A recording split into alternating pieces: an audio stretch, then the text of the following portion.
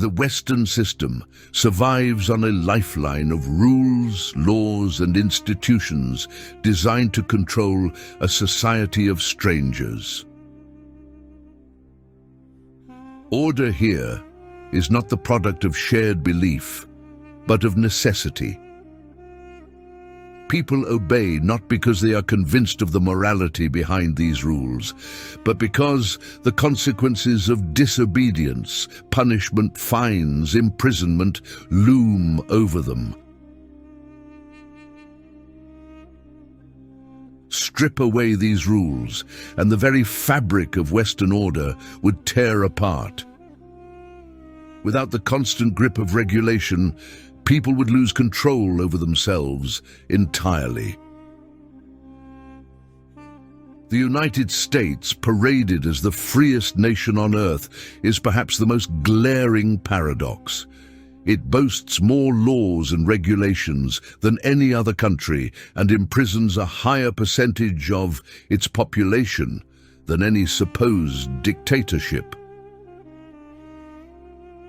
This is the West's great contradiction. Freedom proclaimed with one hand, shackles tightened with the other. Remove the system, and the illusion would collapse overnight. The mask of civility would fall, revealing impulses the system barely keeps at bay. Men might dress and behave like women, or walk naked in the streets without shame. Alcohol would flood the public square, drunkenness spilling into every corner.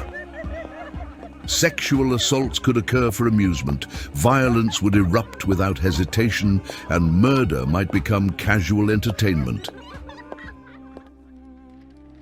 With no higher authority and no divine accountability, the human animal would roam unchained.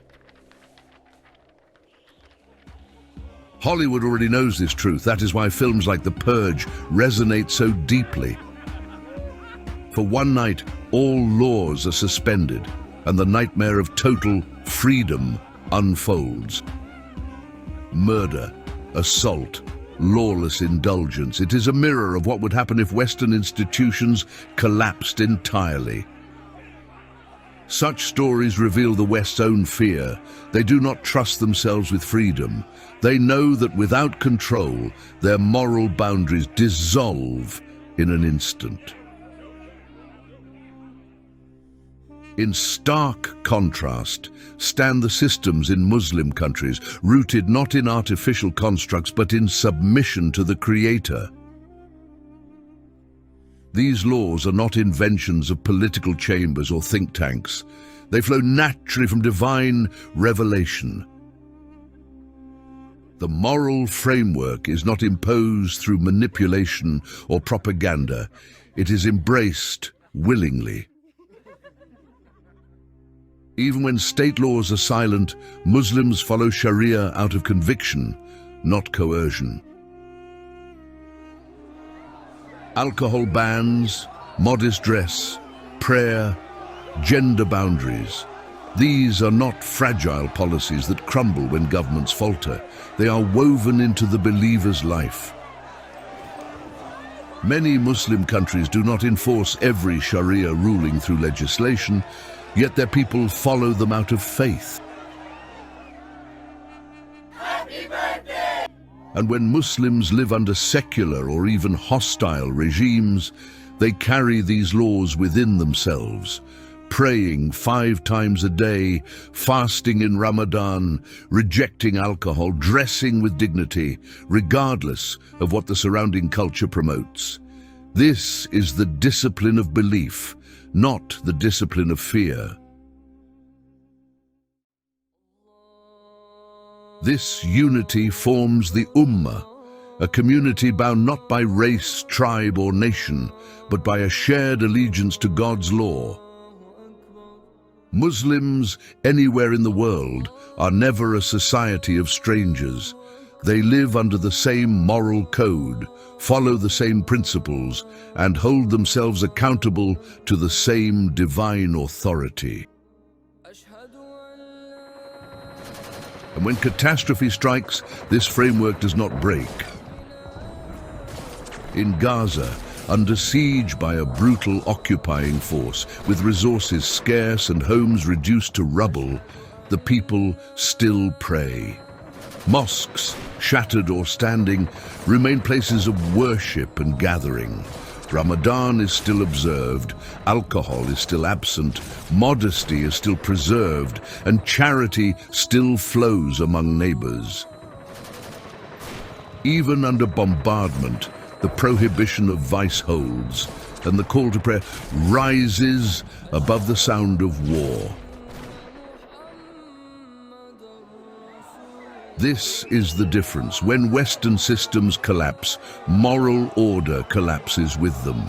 When Muslim systems are shattered, Sharia still stands, unwritten in the rubble, but engraved in the heart. For Muslims living in the West, the surrounding society can feel like a post-apocalyptic wasteland, not of destroyed buildings, but of destroyed morality. Alcohol on every shelf, immodesty on every street, sexual license without restraint, prayer abandoned. Yet the Muslim remains anchored, praying, fasting, dressing modestly, abstaining from forbidden acts, no matter how alien the environment.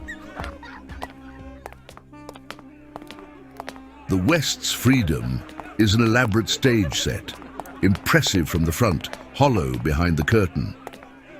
It exists only because an army of laws keeps human nature in check.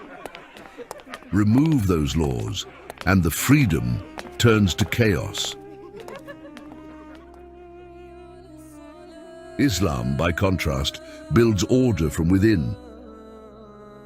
Discipline is self-imposed, rooted in eternal principles, not in fear of the policeman or judge. Absolute freedom is an illusion. No society can survive without constraints. The West pretends its limits are invisible, but they are chains all the same. Chains forged by man, not by God. Islam's limits are openly declared, divinely ordained, and willingly embraced.